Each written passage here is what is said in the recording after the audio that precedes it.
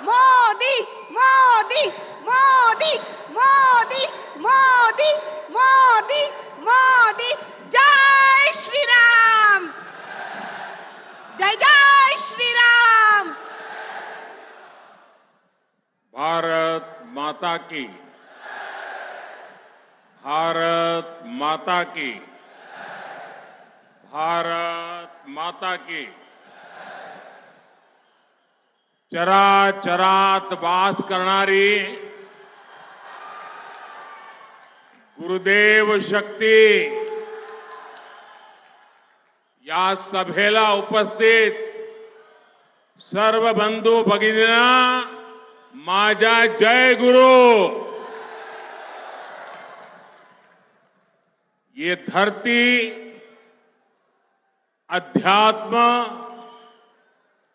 और राष्ट्रभक्ति के महासंगम की धरती है। यहां अप्रतिम बलिदानों पर बसे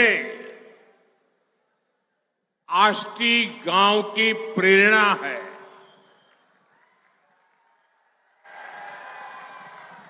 राष्ट्र संत तुकडोजी महाराज, गाडगे महाराज, लालूजी महाराज, तेलंगराय महाराज, संत मायबाई, आड़कूजी महाराज,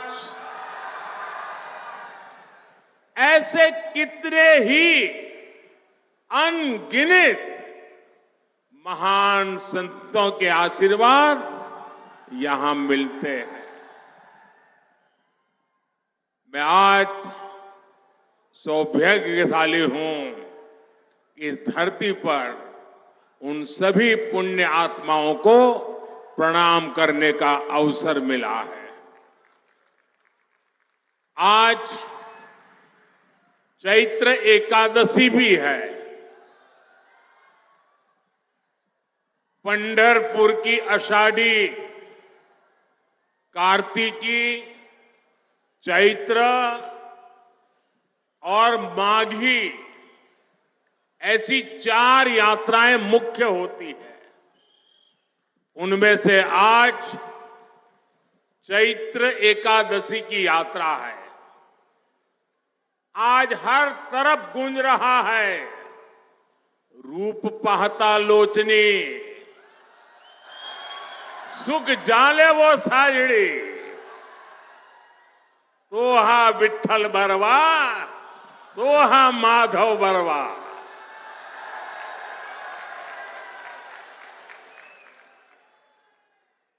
ऐसे पुण्य पर्व काल पर भगवान श्री विठ्ठल के चरणों में मैं शत शत नमन करता हूं, प्रणाम करता हूं।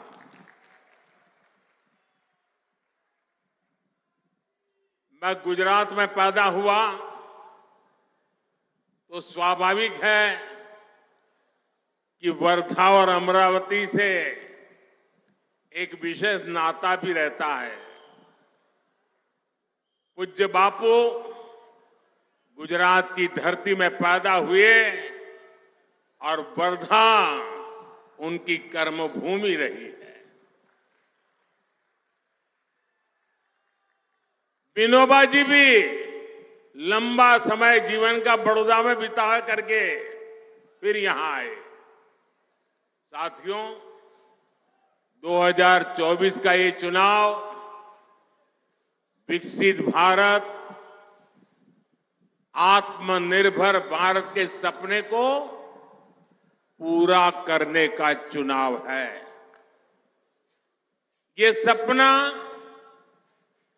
आजादी से भी पहले बापू ने देखा था। इसलिए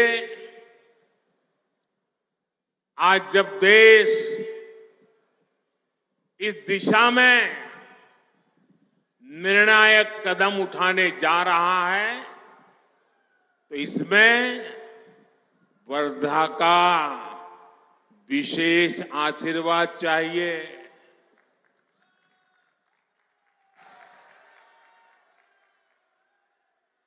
आज इतनी बड़ी संख्या में आपकी उपस्थिति, वर्धा और अमरावती का ये प्रचंड समर्थन, ये बता रहा है कि विकसित महाराष्ट्र और विकसित भारत का लक्ष्य दूर नहीं है। और मैं देख रहा हूं जितने लोग अंदर है उससे ज्यादा लोग वहां बाहर खड़े हैं। और मैं वर्धा चुनाव सभा में पहले भी आया हूं, लेकिन इतना बड़ा जनसागर पहले एक बार भी नहीं था।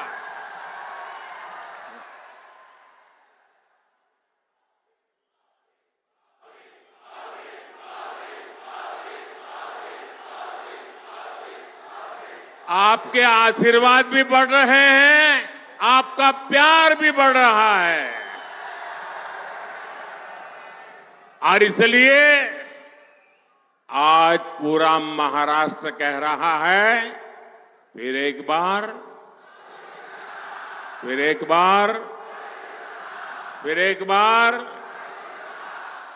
साथियों, 2014 से पहले ये धारणा बन गई थी कि देश में कुछ अच्छा हो ही नहीं सकता। चारों तरफ निराशा, निराशा, निराशा। गांवों को लगता था कि गांव में बिजली, पानी, सड़क आ ही नहीं सकते। गरीब को लगता था कि उसे आने वाली कितनी पीढ़ियां बीत जाए, गरीबी से मुक्ति मिल ही नहीं सकती।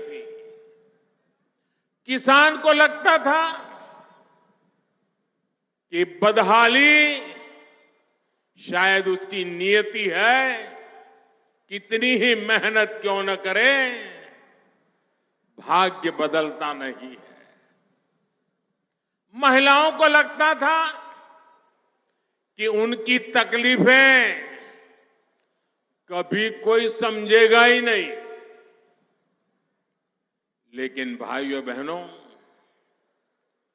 जिसको किसी ने नहीं पूछा, जिसको किसी ने नहीं पूछा, उसको गरीब के इस बेटे ने पूजा है।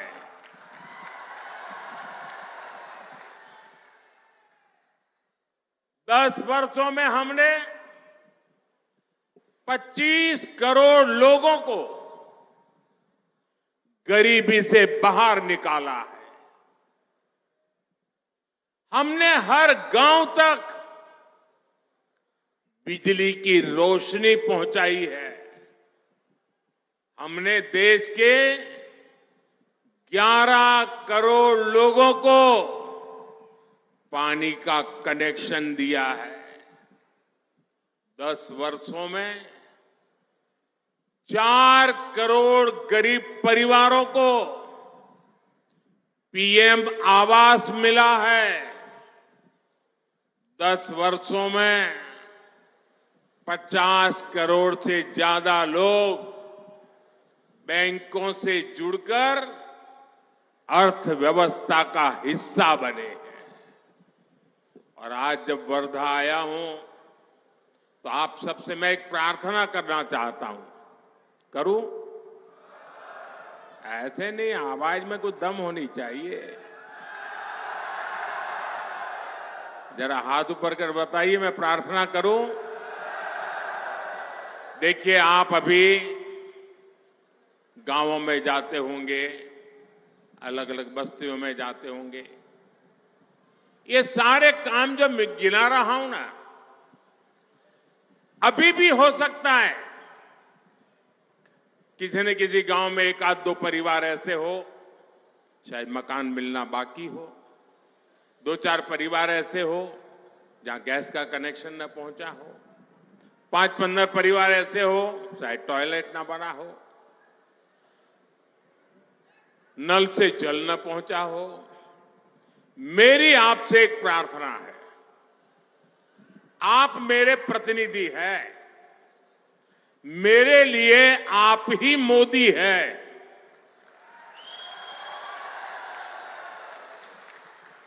तो जब भी आप जाएं और ऐसे लोग आपके ध्यान में आए तो उनकी सारी डिटेल लिख लीजिए और मुझे जरूर भेजिए और उनको कह दीजिए कि मैं मोदी की तरफ से आया हूं,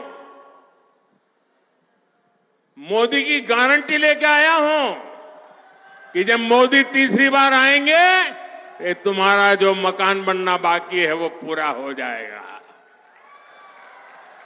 तुम्हें जो नल से जल मिलना बाकी है वो आ जाएगा।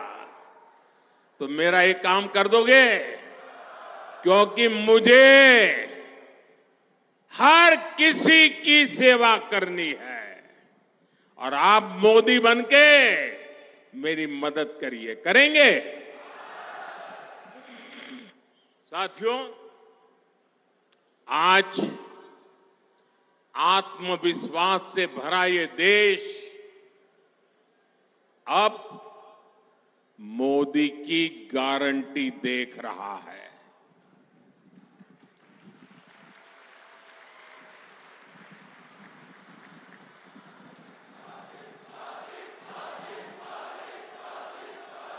साथियों, गारंटी देने के लिए बहुत हिम्मत लगती है। गारंटी ऐसे नहीं दी जाती है। जब पूरी तरह कमिटमेंट होता है,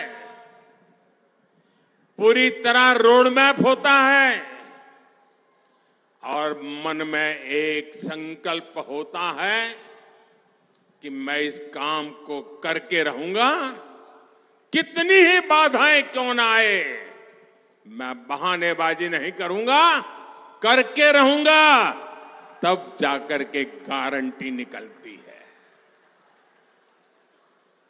मेरे लिए ये गारंटी 3 अक्षरों का खेल नहीं है। ये गारंटी के पीछे पल पल खपाने का इरादा है। पल पल आपके नाम, पल पल देश के नाम, 24/7 फॉर 2047। भाजपा ने अपने मैनिफेस्टो में कहा है, अगले 5 साल में गरीबों के लिए 3 करोड़ नए घर बनेंगे। देश के हर घर तक पाइप से पानी पहुंचेगा और सबसे बड़ी बात मैं यहां सब मौजूद लोगों को कहना चाहता हूं, आजकल हर परिवार में कोई अपवाद नहीं होता है। हर परिवार, बुजुर्ग मां बाप होते हैं, दादा दादी होते हैं, चाचा चाची होते हैं और घर में जो कमाने वाले लोग होते हैं, जो काम करने वाले लोग होते हैं, उनके सामने रोजमर्रा की जिंदगी भी होती है। उनके सामने अपने बच्चों के लिए कुछ करने का इरादा भी होता है और ऐसे समय अपने बुजुर्ग मां बाप का ख्याल रखना, और उनको कोई न कोई तो बीमारी उस उम्र में आ ही जाती है। दवाई के पीछे, अस्पताल के पीछे खर्चा होता है। तो ऐसे हर परिवार को इस बोझ से मुक्ति देने के लिए हर 30, 35, 40, 45 साल के उम्र के व्यक्तियों को अपने परिवार में अपने सपना पूरा करने के लिए बोझ ज्यादा न करना सहना पड़े, इसलिए मोदी ने गारंटी दी है कि हिंदुस्तान के हर परिवार के 70 से ऊपर की उम्र के जो लोग हैं उन सबको 5 लाख रुपए तक मुफ्त इलाज की जिम्मेवारी मोदी की रहेगी। आप पर ये बोझ कम होगा। ये बोझ उन बुजुर्गों को कहना दिल्ली में आपका बेटा बैठा है, वो उठाएगा। अभी हमने गैस सिलेंडर दिए हैं। भविष्य में आपकी रसोई में पाइप से गैस पहुंचेगी।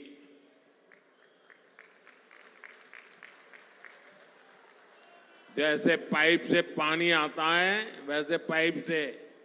भाई गदाधारी, ओ गदाधारी, आपको देख लिया और फोटो भी निकल गई। आप नीचे रखो गदा, पीछे वालों को दिखता नहीं है।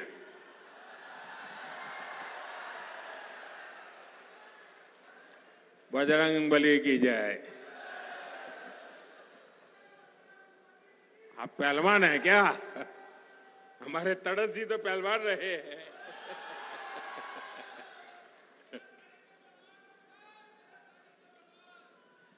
देश के कोने कोने में वंदे भारत जैसी आधुनिक ट्रेनें चलेगी और देश बुलेट ट्रेन का सपना भी पूरा होते हुए देखेगा।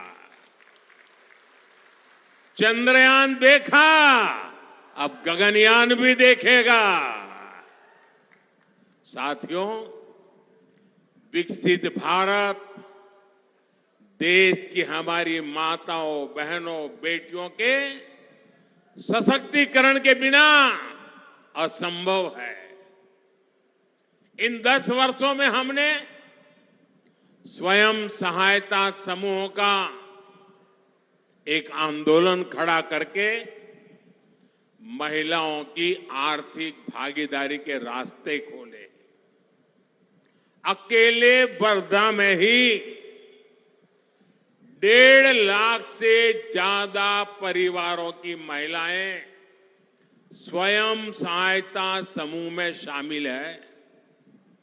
एनडीए सरकार ने बैंकों के द्वारा वर्धा की महिलाओं के लिए 1200 करोड़ रुपए से ज्यादा की मदद भेजी है। अब अगले 5 वर्षों में हम करोड़ों महिलाओं के स्वयं सहायता समूहों को नए नए क्षेत्रों में ले जाना चाहते हैं। आईटी हो, रिटेल हो, टूरिज्म में होम स्टे की बात हो, शिक्षा के क्षेत्रों की ट्रेनिंग देने की बात हो, हर नए क्षेत्रों में हम इन स्वयं सहायता समूह की बहनों को ले जाना चाहते हैं। हम 3 करोड़ बहनों को लखपति दीदी बनाएंगे।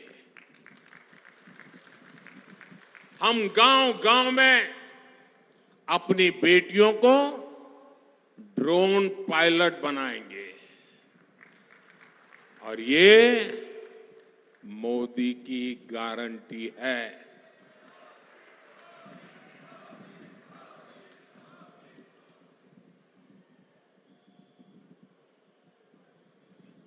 साथियों,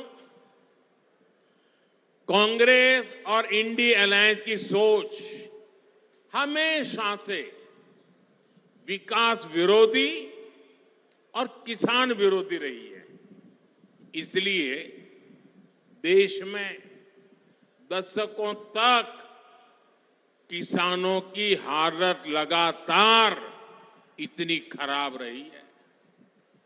उनके दौर में जैसे काम होता था, उसके लिए मराठी में एक कहावत है और उस कहावत में कहते हैं, बारशाला गेला आणि 12व्याला आला। परिवार के नाम पर पत्थर तो लग जाता था, लेकिन कई पीढ़ियां गुजर जाती थी, फिर भी काम नहीं पूरा होता था। विदर्भ को कांग्रेस सरकारों के इस रवैये का बहुत नुकसान उठाना पड़ा, लेकिन आज हमारी सरकार विदर्भ को उतनी ही ज्यादा प्राथमिकता देकर काम कर रही है। यहां एकनाथ शिंदे जी, देवेंद्र फडणवीस जी और अजीत पवार जी पूरी शक्ति से आप सभी की सेवा में जुटे हुए हैं। आप देखिए, एनडीए सरकार बाला साहब ठाकरे समृद्धि महामार्ग का निर्माण करवा रही है।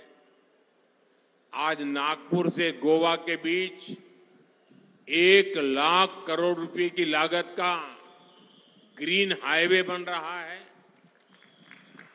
वर्धा, सेवाग्राम, पुलगांव और हिंगनघाट जैसे क्षेत्रों में बेहतर रेल सेवा उपलब्ध हुई है।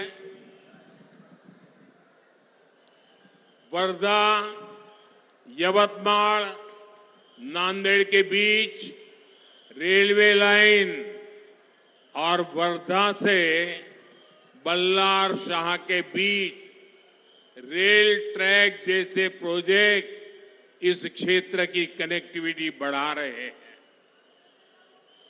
दामनगांव रेलवे स्टेशन का पुनर्विकास किया जा रहा है।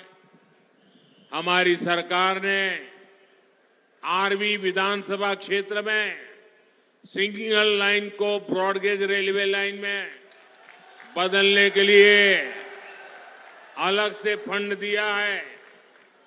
वर्धा के सिंधली में ड्राई पोर्ट का काम भी पूरा हो चुका है और देश में टेक्सटाइल इंडस्ट्री को बढ़ावा देने के लिए जो टेक्सटाइल पार्क बन रहे हैं, उनमें एक अमरावती में बन रहा है। यानी विदर्भ अब पिछड़ेपन के उस दुष्चक्र से बाहर निकलेगा जिसमें कांग्रेस पार्टी ने विदर्भ को फंसा कर रखा था। इंफ्रास्ट्रक्चर और औद्योगिक पिछड़ेपन के कारण ही विदर्भ के किसानों को इतने दशकों तक आर्थिक तबाही से जूझना पड़ा है। ये हाईवेज, एक्सप्रेसवेज और रेलवेज हमारे इन किसानों की समृद्धि के महामार्ग बनेंगे।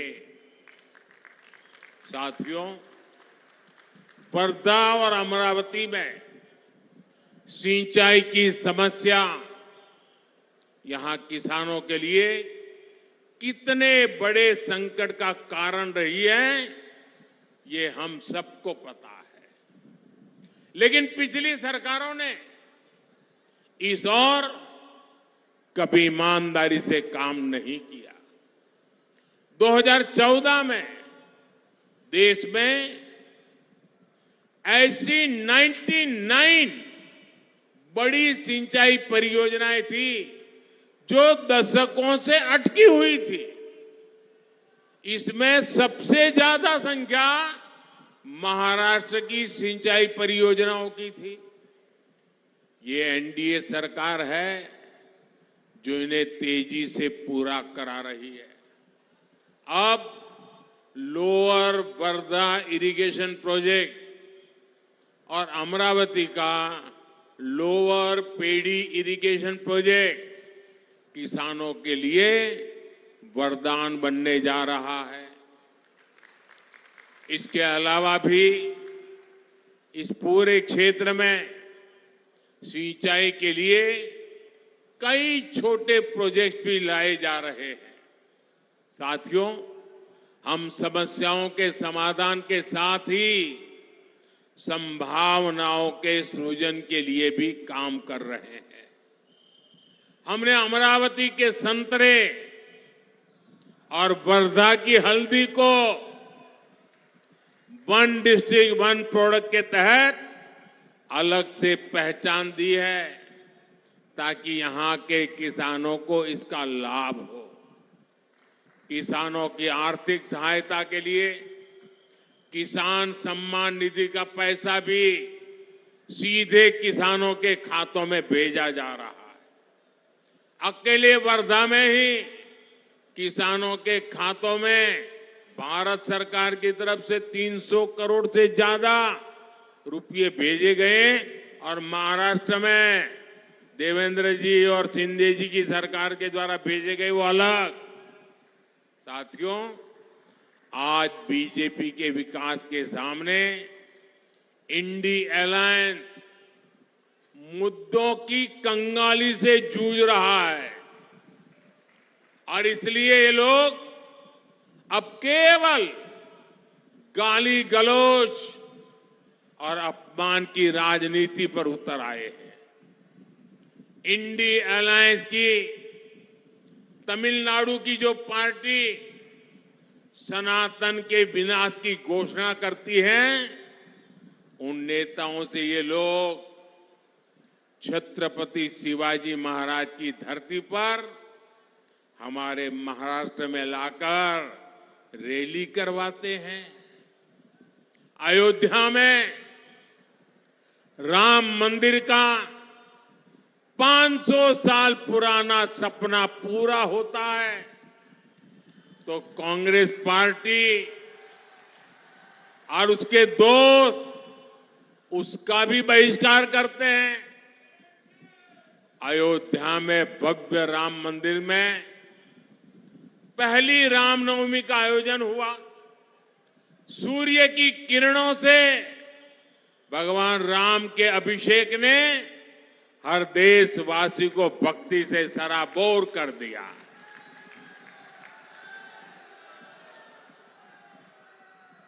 लेकिन इस इंडी गठबंधन के एक नेता ने कहा और जब सूर्य तिलक प्रभु रामलला को हो रहा था उस समय ये इंडी अलायंस के साथी ने क्या कहा, ये सब पाखंड है, पाखंड। ये कांग्रेस पार्टी और उसके साथियों का असली चेहरा है, असली चेहरा। साथियों, एकनाथ शिंदे जी की सरकार ने यहां लालूजी महाराज देवस्थान का पुनर्विकास का संकल्प किया है। ये लोग अगर मजबूत हुए तो उसका भी विरोध करेंगे। इसलिए छत्रपति शिवाजी महाराज की ये धरती पर कांग्रेस के इन पापों का हिसाब आपको करना है। साथियों, कांग्रेस पार्टी भी ये बात जानती है कि वो चुनाव नहीं जीत सकती है। इसलिए कांग्रेस के युवराज नतीजों के बाद देश में आग लगाने की धमकी दे रहे हैं। संविधान को कैद करके आपातकाल लगाने की इनकी मानसिकता बदली नहीं है, लेकिन देश ने मन बना लिया है। और आज पहले दौर का जो मतदान हुआ है ना, सब दूर एक ही बात नजर आ रही थी, फिर एक बार। साथियों, देश एक मजबूत, निर्णायक और स्थायी सरकार ही चाहती है। इसलिए कांग्रेस या इंडिया अलायंस को वोट देना एक तरह से अपना वोट व्यर्थ करना है, बर्बाद करना है। महाराष्ट्र का एक एक वोट विकास के लिए पड़ना चाहिए। आने वाली 26 अप्रैल को आप सभी को वर्धा से भाजपा उम्मीदवार श्री रामदास चंद्रभान जी तड़स और अमरावती लोकसभा से श्रीमती नवनीत राणा जी को रिकॉर्ड संख्या में वोट डालकर भारी मतों से विजयी बनाना है। बनाएंगे, लेकिन इसके लिए एक मेरी शर्त है, काम करना पड़ेगा। करेंगे? एक, मतदान के पुराने सारे रिकॉर्ड तोड़ने होंगे। तोड़ेंगे? हर पोलिंग बूथ जीतना होगा। जीतेंगे? पोलिंग बूथ जीतेंगे। एक भी पोलिंग बूथ ऐसा नहीं है ना कि जहां पर हमारा पराजय हो। सबके सब पोलिंग बूथ जीतेंगे। आने वाली पूरी शक्ति समय पोलिंग बूथ को जीतने के लिए लगा देनी चाहिए। और आप सभी को मेरा एक और काम भी करना है। करेंगे? ये मेरा पर्सनल काम है, ये तड़स जी का नहीं है। करेंगे? सब लोग बताएं तो बताऊं मैं। करेंगे? तो मेरा एक काम करना, महाराष्ट्र में घर घर जाना, जाकर के कहना कि मोदी भाई आए थे और परिवार के सबको प्रणाम कहा है, मेरा प्रणाम पहुंचा देना। मेरा प्रणाम पहुंचा देंगे। पहुंचा देंगे। जब हर एक परिवार में मेरा प्रणाम पहुंचेगा ना, तो परिवार के सब लोग मुझे आशीर्वाद देंगे।